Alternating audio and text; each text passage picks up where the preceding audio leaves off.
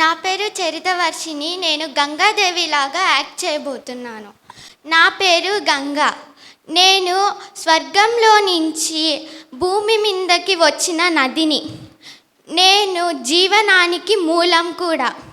నా నదిలో స్నానం చేసిన వాళ్ళకి పాప విమోచనం కలుగుతుంది అని అంటారు.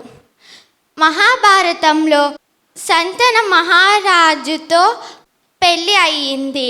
నాకు 8 మంది పుత్రులు. నా చివరి పుత్రుడు పేరే భీష్ముడు. మీరు అందరూ అనుకోవచ్చు, నేను ఎందుకు నా 7 మంది పిల్లల్ని నదిలో వేశాను అని. నేను ఏమీ తప్పుగా చేయలేదు. నా పిల్లలకి శాప విమోచనం కలిగించేదానికే నేను నా పిల్లల్ని నదిలో వేశాను. నా కొడుకు భీష్ముడు ఒక పెద్ద యోధుడుగా పెరిగాడు. ధన్యవాదాలు.